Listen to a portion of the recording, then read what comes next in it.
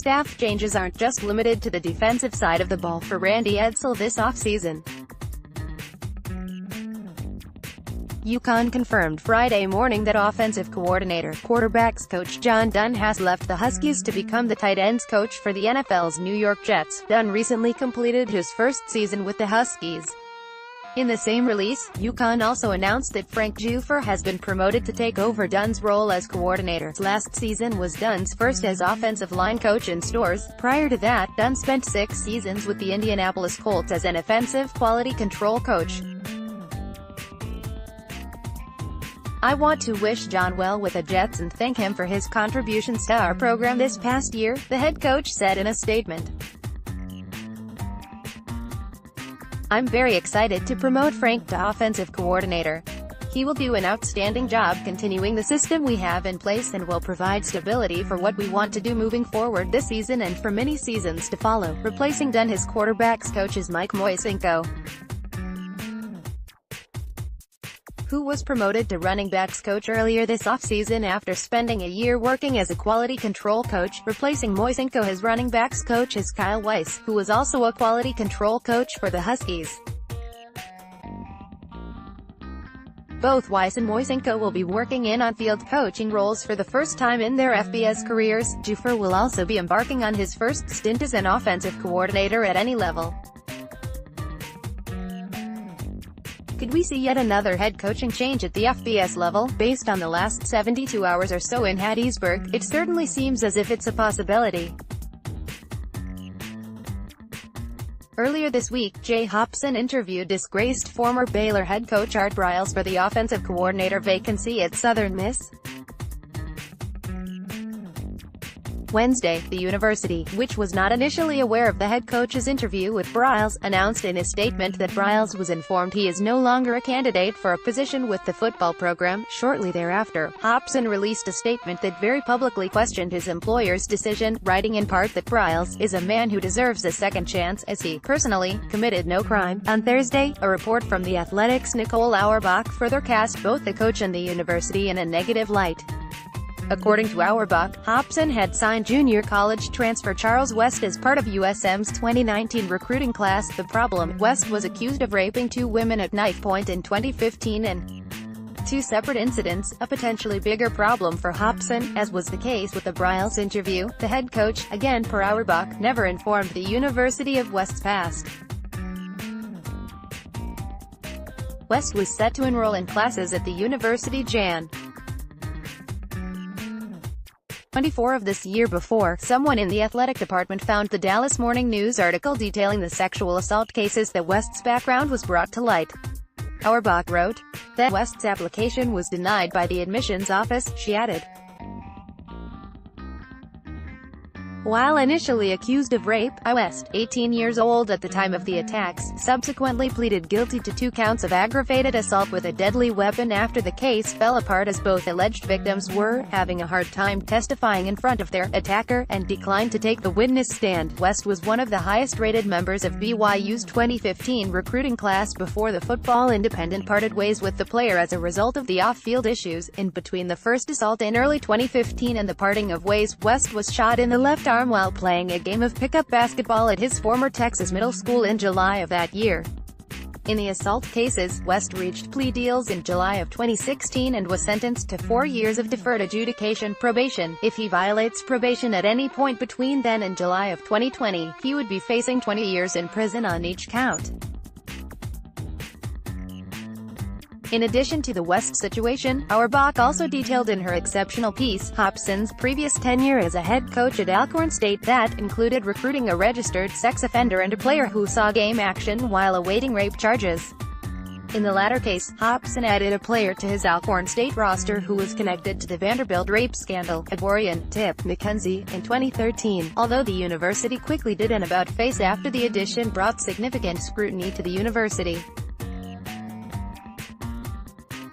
Hopson, who eventually returned to Alcorn State as a player after Hopson left for Southern Miss, was sentenced to 10 years of probation in May of 2018 as he was never accused of actually raping the victim but rather standing by as it happened.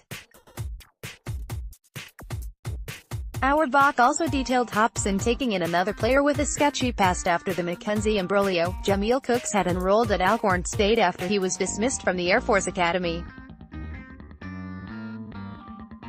Midway through the 2014 season, ABC News reported that Cooks had to register as a sex offender for the rest of his life after a court-martial panel convicted him of abusive sexual contact in 2013.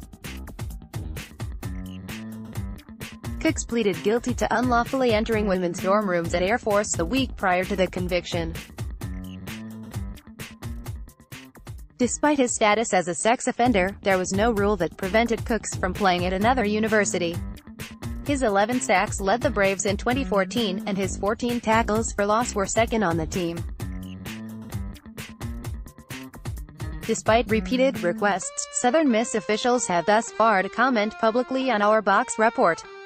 One new professional football league is taking on a decidedly college football feel to it. Earlier this week, it was reported and subsequently confirmed that retired Oklahoma head coach Bob Stoops was unretiring to take over as the head coach and general manager of the XFL's Dallas franchise. Thursday night, reports surfaced that Pep Hamilton will take over the same roles for the league's Washington, D.C. entry. The news comes just days after reports surfaced that Hamilton was the odd man out on Jim Harbaugh's Michigan coaching staff.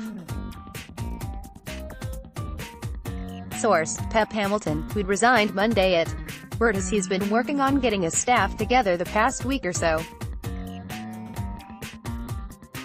Bruce Feldman, at Bruce Feldmonk FB, February 7, 2019. Hamilton, who spent the past 2 seasons in Ann Arbor, is certainly a known commodity to current XFL commissioner and former West Virginia athletic director Oliver Luck. From 2011-12, Hamilton was the offensive coordinator and quarterbacks coach at Stanford, whose quarterback at the time, Andrew Luck, is Luck's son. Hamilton also served as Luck's coordinator his first 3 seasons as a member of the NFL's Indianapolis Colts. The American Athletic Conference will continue playing football in 2019, the league office confirmed on Thursday. The AAC announced its 19th slate, and it also confirmed it's still going with that. The league noted it will host 6 fellow Power 6 foes in non-conference play: UCLA at Cincinnati, August 29; Wisconsin at South Florida, August 30; Ole Miss at Memphis, August 31; Illinois at Connecticut, September 7th; Washington State at Houston, September 13th; Stanford at UCF, September 14th; Maryland at Temple, September 14th; Oklahoma State at Tulsa, Sept. 14, and Georgia Tech at Temple, Sept. 28, which will pit Jeff Collins' new team against his old team. Speaking of kinda awkward, kinda friendly reunions, former Texas quarterback Shane Buechele will square off against former Texas head coach Charlie Strong when SMU visits South Florida that same day. AAC teams will also have the opportunity to spring upsets at perennial powers Oklahoma vs. Houston, August 31st, Ohio State vs. Cincinnati, September 14th, and Notre Dame vs. Navy, in November 16. The American will be a fixture on Thursday and Friday nights, with 11 combined telecasts set for the ESPN family of networks. I am pleased to share our 2019 composite football schedule, Commissioner Mike Orozco said. Our athletic directors and coaches have built compelling non-conference schedules that will again test our teams against some of the best programs in the nation. We also expect that our intra-conference schedule will once again produce consistently exciting and meaningful games for our fans and our television partners, ESPN and CBS Sports. UCF will put its 18-game conference winning streak on the line for the first time on Sept. 28 against Connecticut and Orlando. The Knights do not face 2-time defending West Division champion Memphis in the regular season, but in October. 4 visit to Cincinnati is certainly a game to circle. That's a Friday nighter for all of you who like to plan ahead. The 5th annual American Championship will be played Dec. 7 at the home of the highest-ranked division champion. It seemed like fait accompli that Shane Buechele would leave Texas for SMU, and that fate is now complete. After putting his name in the transfer portal in mid-January, everyone who was anyone was pointing to SMU as his likely destination, and they did so for two reasons. First, it was close to home for the Arlington, Texas native. Second, and most importantly, the Mustangs were in the market for a graduate transfer quarterback after watching their own multi-year starter, Ben Hicks, graduate transfer to Arkansas. Thanks to the new redshirt rule, Buechele will have 2 years to play for SMU, where he figures to compete with rising sophomore William Brown for the starting job.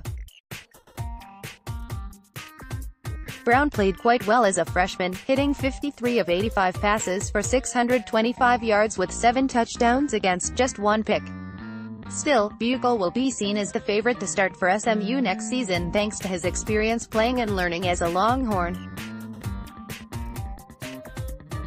He started his first game as a collegiate player, throwing for 280 yards and 2 touchdowns in that memorable for how unmemorable it wound up being win over Notre Dame to kick off the 2016 season. He started that entire season, hitting 60% of his passes for 21 touchdowns against 11 interceptions. Sam Ehlinger arrived in 2017 and Buechele beat him out for snap 1 in Game 1, but injuries and inconsistent play saw him yo-yo from the field to the bench throughout the year. He saw serious action in 5 games, and for the year completed 137 of his 213 tosses for 1,405 yards with 7 scores against 4 picks. Buechele was Ehlinger's full-time backup this past season, but those involved still pointed to him as an integral part of the team. Tom Herman referred to Buechele as the most engaged backup he'd ever coached, and when called upon, Buechele nursed home wins over Baylor and Iowa State for a temporarily injured Ehlinger, in the process connecting on 30 of 44 passes for 273 yards with 2 scores and 1 interception. Those were the only 2 games in which Buechele played, meaning he will get to repeat his junior season for SMU in 2019. Buechele is the 3rd Texas quarterback to consider leaving and the 2nd to follow through with it. Freshman Cameron Rising left already for Utah, and fellow freshman Casey Thompson opted to return as Ehlinger's backup rather than leave. Texas signed 4-star Roschon Johnson in December and convinced 3-star Sam Saxton to spurn an offer from Rutgers, among others, to walk on for his hometown team.